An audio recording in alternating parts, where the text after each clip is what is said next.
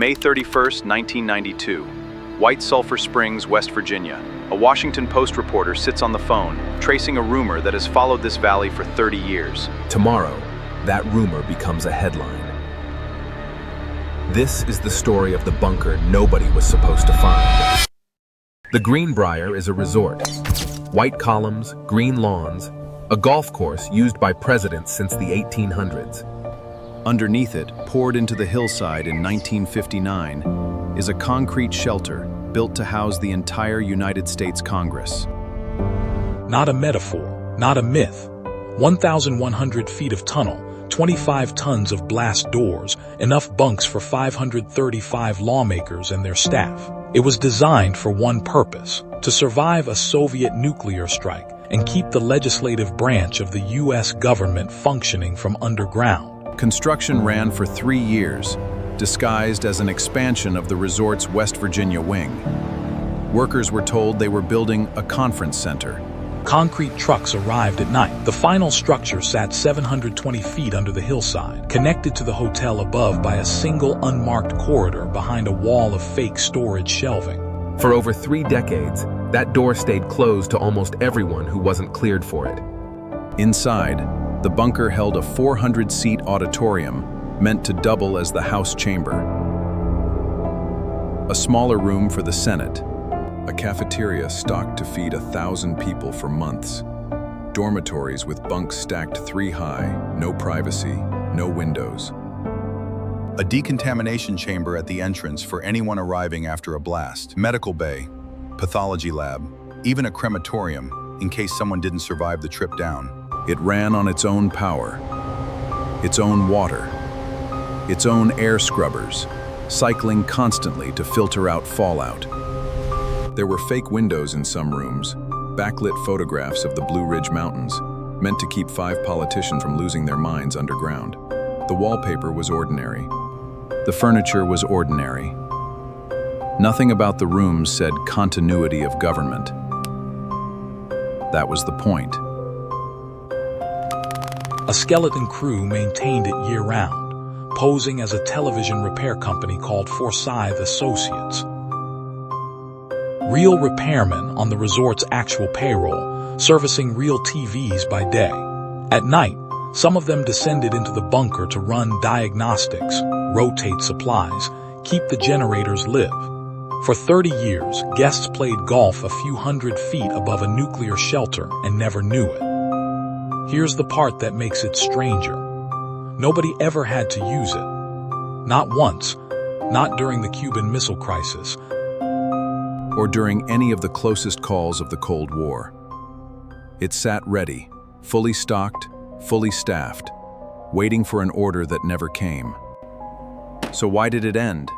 Not because the Soviet Union collapsed, not directly. It ended because of one leak. In 1992, journalist Ted Gupp was tracking government secrecy stories and had been quietly building sources inside federal facilities for years. A contact confirmed what Gupp had suspected. Congress had a bunker, and it was here, under the Greenbrier. When the Post ran the story, the government's response was immediate. The facility was declassified within days, decommissioned, stripped of its purpose. The reveal should have ended the story. It didn't. What the leak actually confirmed was something bigger than one hotel basement. The Greenbrier Bunker was never a standalone project.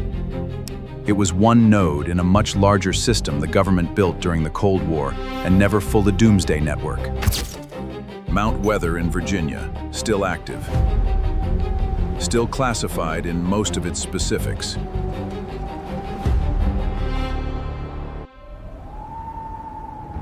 The Raven Rock Complex under the Pennsylvania-Maryland border, nicknamed the Underground Pentagon.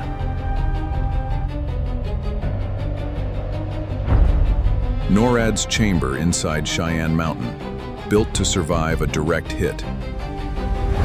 The Greenbrier was the one meant for Congress. These other sites were meant for the executive branch, for military command, for the officials whose survival mattered most to keeping a functioning government alive after an attack.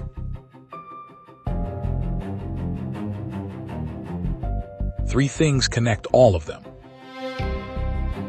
First, none were built to save civilians. They were built to save continuity, the idea that even after catastrophic loss, someone with legal authority needs to still be issuing orders. Second, none of them were ever formally shut down as a program, only individually declassified when they were compromised or became obsolete. Third, and this is the detail that mattered most after 1992, the Greenbrier's exposure didn't end the doctrine behind it. It only ended the Greenbrier's role in it.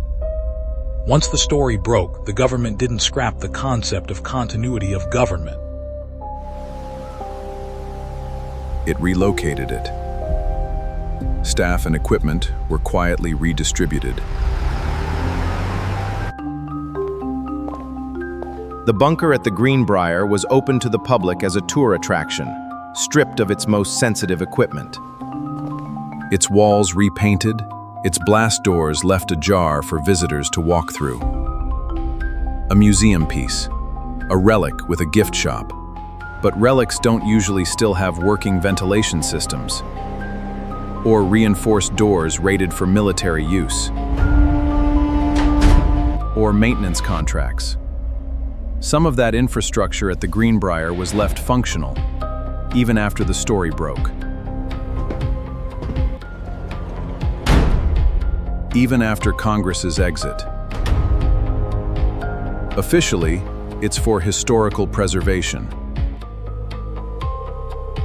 There's a pattern here worth sitting with.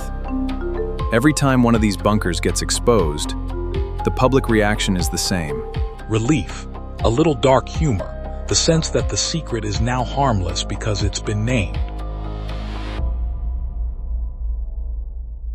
But naming a bunker doesn't dismantle the doctrine that built it. The instinct that put Congress under a hillside in 1959 didn't disappear in 1992. It just moved somewhere the next reporter hasn't found yet.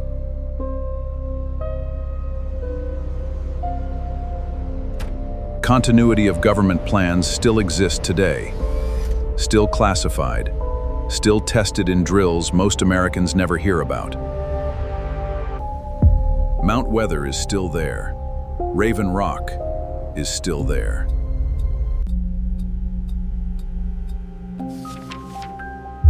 Nobody has published their floor plans. The tour guide at the Greenbrier will tell you the bunker is history now. Decommissioned, safe to walk through. Ask her what's still classified about it, and she'll smile and change the subject.